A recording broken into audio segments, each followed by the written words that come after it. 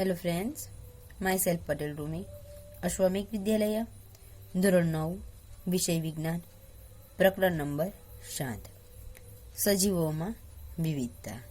મિત્રો, આપણે આગલા વિડિયો લેક્ચરમાં નુપુરક તેમજ સંધિપાદ સમુદાય વિશે માહિતી મેળવી હતી અને સૂત્રકૃમિ વિશે પણ માહિતી મેળવી હતી કે સંધિપાદ સમુદાયમાં મિત્રો આપણે જોયું હતું કે એ જે સમુદાયના પ્રાણીઓ છે એ પ્રચલન માટે સાંધાવાળા ઉપાંગો જોડમાં આવેલા હોય છે। એ જ રીતે મિત્રો નુપુરક સમુદાયમાં આપણે જોયું હતું કે પ્રાણી ઉદ્વિકાસમાં સૌપ્રથમ સાચી શરીર ગૃહાયુક્ત દેહ જોવા મળે છે અને ત્યારબાદ જોયું હતું કે તેઓનું જે શરીર છે એ શરીર શીશથી પૂંછડી સુધી એક પછી એક એમ ખંડોમાં વહેંચાયેલું હોય છે, એના વિશે માહિતી મેળવી હતી। તો મિત્રો, આજના વિડિયો લેક્ચરમાં આપણે મૃદુકાય સમુદાય વિશે માહિતી મેળવીશું।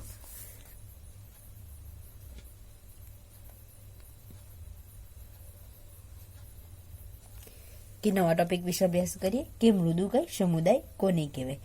કે મૃદુકાય પ્રાણી સમૂહના લક્ષણો વિશે માહિતી મેળવીશું કે એમના લક્ષણો શું છે। કે એવોમાં જે સમિતિ છે એ દ્વિપાર્શ્વીય સમિતિ ધરાવે છે કે તેઓ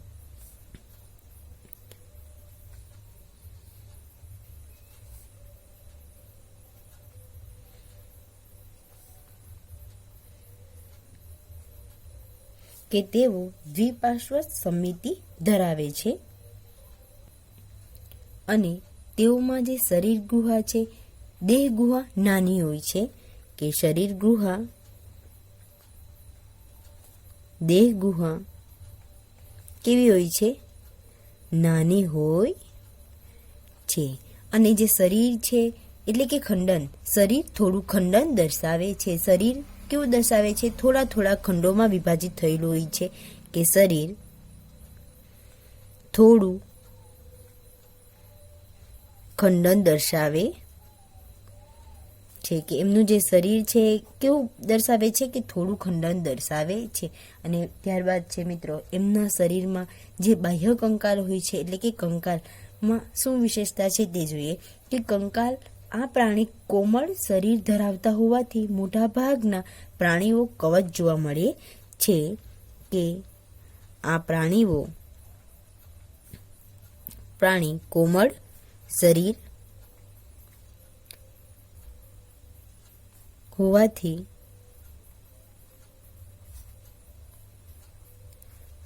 મોટા ભાગના પ્રાણીઓમાં કવચ જોવા મળે છે।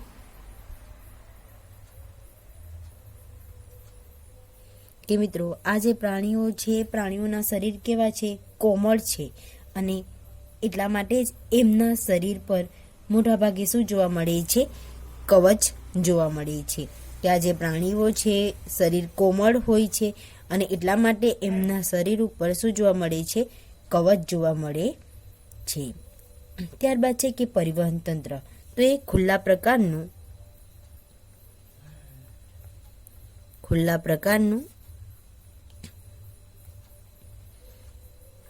પરિવહન તંત્ર દર્શાવે છે। કે ખુલ્લા પ્રકારનું પરિવહન તંત્ર દર્શાવે છે।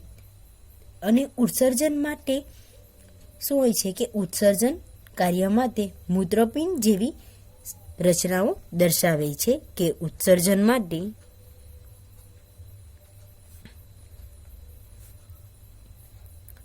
મૂત્રપિંડ જેવી રચના દર્શાવે છે।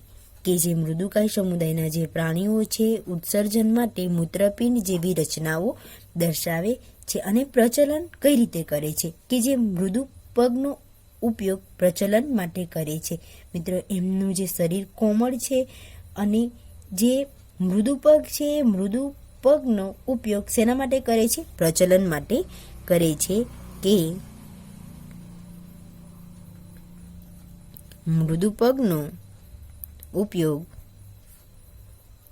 પ્રચલન માટે કરે છે, કે મૃદુપગનો ઉપયોગ શેના માટે કરે છે? પ્રચલન માટે કરે છે. એમના ઉદાહરણો મિત્રો ઘણા બધા છે, જેમ કે કાઇટોન એટલે કે અષ્ટકવચ, ઓક્ટોપસ, પાયલા અને ઉનિયો કે છીપલું. મિત્રો એમાંથી આપણે પાયલા પણ જોયું છે. ઉનિયો એટલે કે છીપલા આપણે દરિયા કિનારે જોઈએ છે કે એમના બહારના જે કવચો હોય છે, કવચ વડે એમનું જે શરીર છે, શરીર કેવું હોય છે? રક્ષાયેલું હોય છે. એટલે કે ઉદાહરણ તરીકે કાઇટોન, ઓક્ટોપસ, પાયલા અને છીપલું વગેરે છે. કે મૃદુકાયમાં કયા પ્રાણીઓનો સમાવેશ થાય છે? ઉદાહરણ તરીકે જેમ કે કાઇટોન, ઓક્ટોપસ, પાયલા અને છીપલું. મિત્રો એઓના જે શરીર છે તો એ શરીર થોડું ખંડન દર્શાવે છે. તો મિત્રો આપણે જાણીએ છીએ કે જે છીપલું છે તો છીપલું શું દર્શાવે છે? કે થોડું ખંડન દર્શાવે છે. એ જ રીતે પાયલા છે તો પાયલાના શરીરમાં પણ આખું જે પાયલા છે એમના શરીર પર ખંડન દર્શાવતું નથી, પરંતુ થોડા ભાગમાં એ શું દર્શાવે છે? ખંડન દર્શાવે છે. તો મિત્રો હવે આપણે શૂળત્વચી સમુદાય વિશે અભ્યાસ કરીશું. કે શૂળત્વચી સમુદાય, કે શૂળત્વચી સમુદાયના લક્ષણો શું છે એના વિશે માહિતી મેળવીએ. કે જલ પરિવહન નલિકા તંત્ર ધરાવતો પ્રાણી સમૂહ શૂળત્વચી સમુદાય છે. કયો સમુદાય છે? કે જળ પરિવહન નલિકા તંત્ર ધરાવતો પ્રાણી સમૂહ શૂળત્વચી છે. આ પ્રાણીઓની ત્વચા શૂળ એટલે કે કાંટા જેવી રચનાઓને આચ્છાદિત હોવાથી તેમને શૂળત્વચી કહે છે. કેમને શૂળત્વચી શા માટે કહેવામાં આવે છે? કે આ જે પ્રાણીઓ છે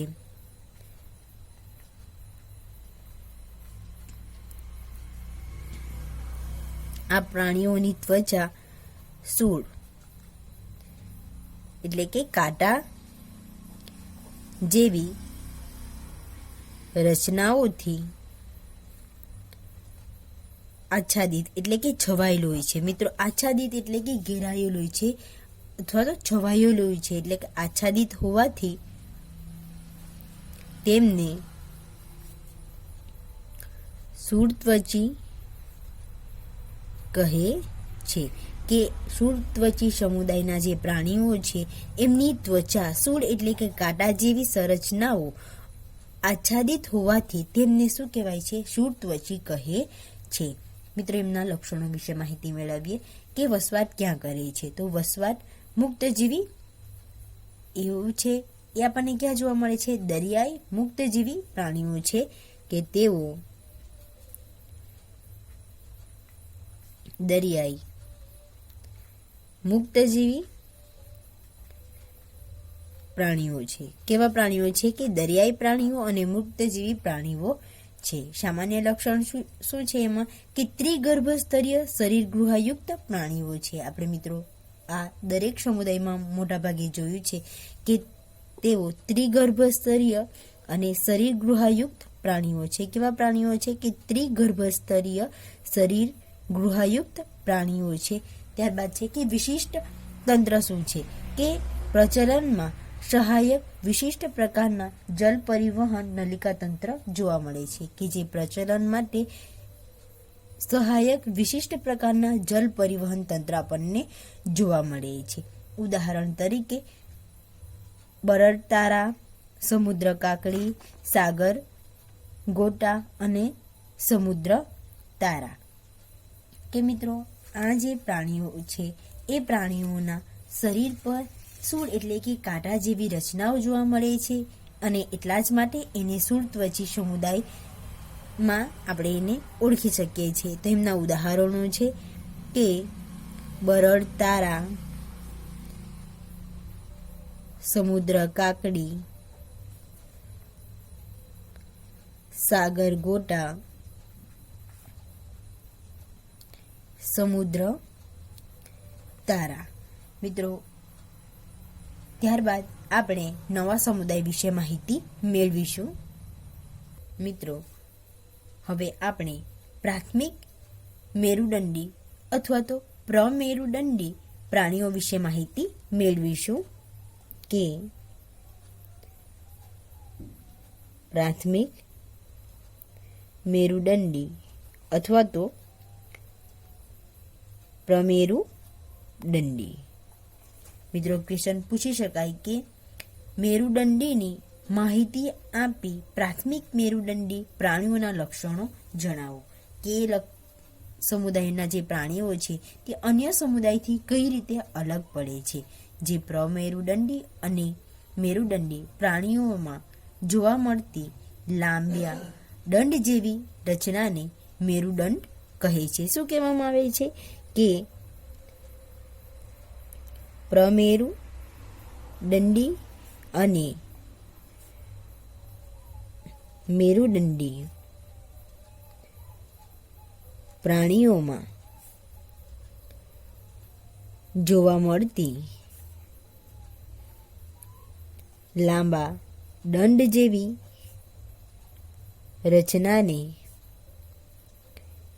મેરુદંડ કહે છે. મિત્રો, આ મેરુદંડ કોને કહે છે એમ તમને ક્વેશ્ચન પૂછી શકાય ત્યારે આપણે લખી શકીએ કે પ્રમેરુદંડી અને મેરુદંડી પ્રાણીઓમાં જોવા મળતી લાંબા દંડ જેવી રચનાને શું કહેવામાં આવે છે? મેરુદંડ કહે છે.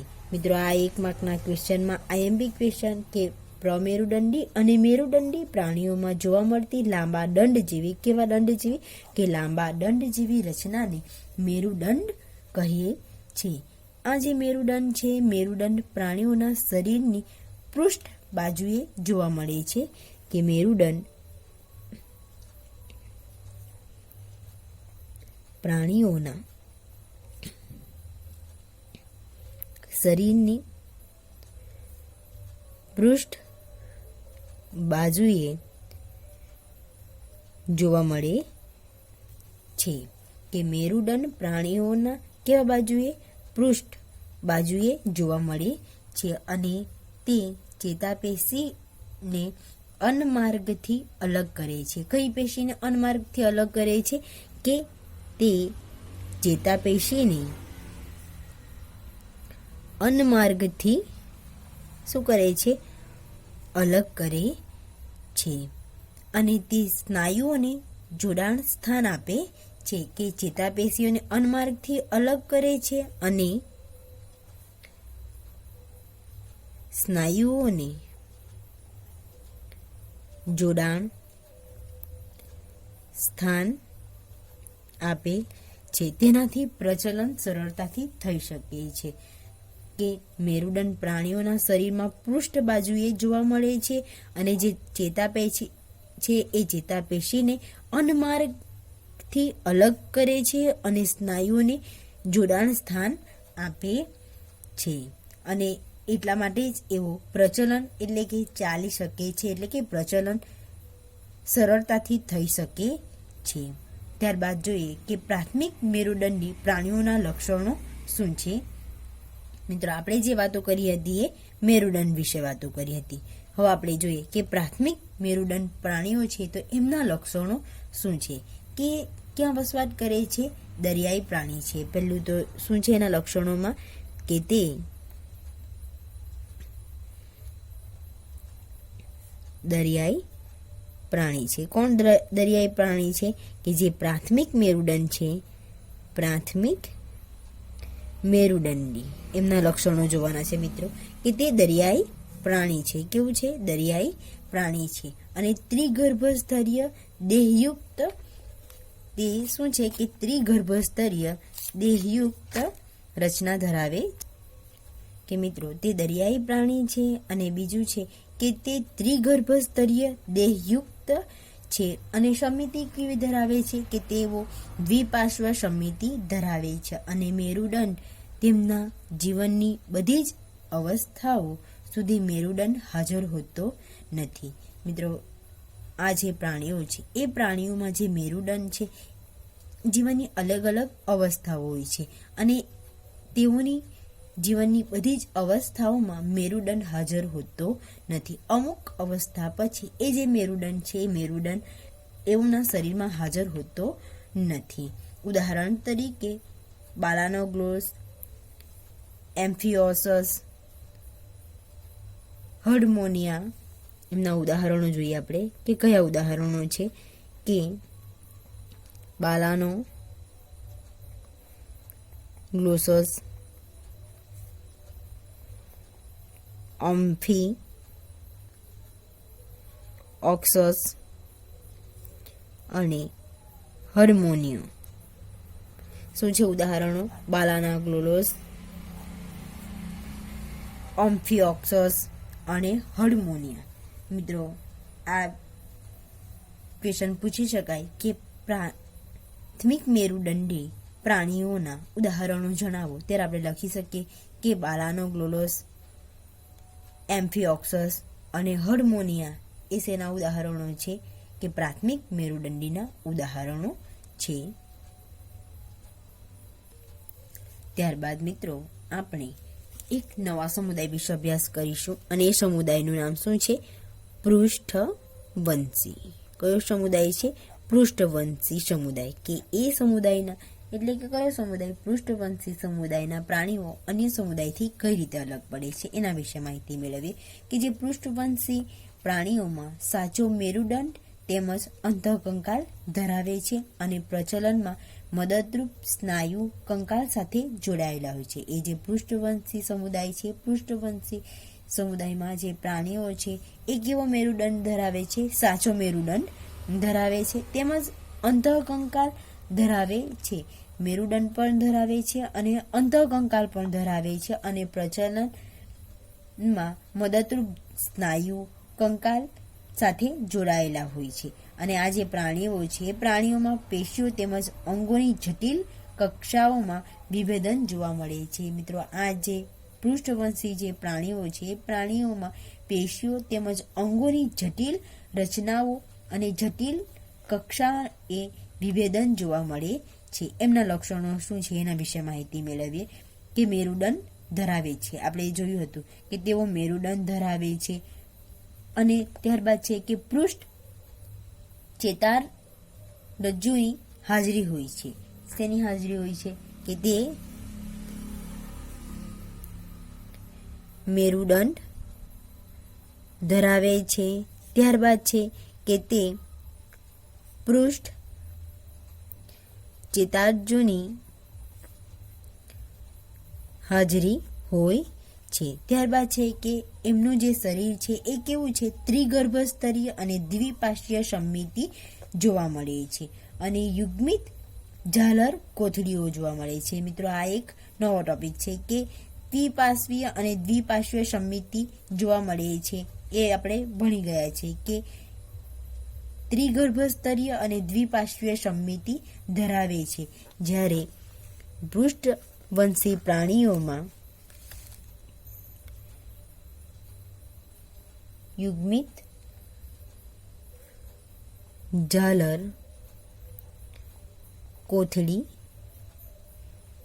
જોવા મળે છે. શું જોવા મળે છે? જે યુગ્મિત ઝાલર કોથળીઓ જોવા મળે છે અને દેહ કોષ્ઠ એટલે શરીર ગુહાની હાજરી જોવા મળે છે. તે ઉપરાંત મિત્રો એ જે પૃષ્ઠવંશી પ્રાણીઓમાં મત્સ્ય, ઉભયજીવી, સરીસૃપ, વિહંગ અને સસ્તન એમ 5 વર્ગમાં વિભાજિત કરવામાં આવે છે. કે મિત્રો, આ જે પૃષ્ઠવંશી સમુદાય છે એ ખૂબ જ મોટો સમુદાય છે. એમને 5 અલગ વર્ગમાં વિભાજિત કરવામાં આવે છે. કે પૃષ્ઠવંશી પ્રાણીઓને 5 વર્ગમાં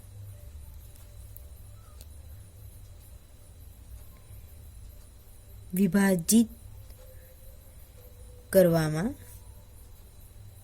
આવે છે. તો મિત્રો, એ 5 વર્ગ કયા છે એના વિશે માહિતી મેળવીએ. કે 5 વર્ગમાં મત્સ્ય વર્ગ, મત્સ્ય સમુદાય, ત્યારબાદ છે કે ઉભયજીવી, ત્રીજો સમુદાય કયો છે? કે સરીસૃપ,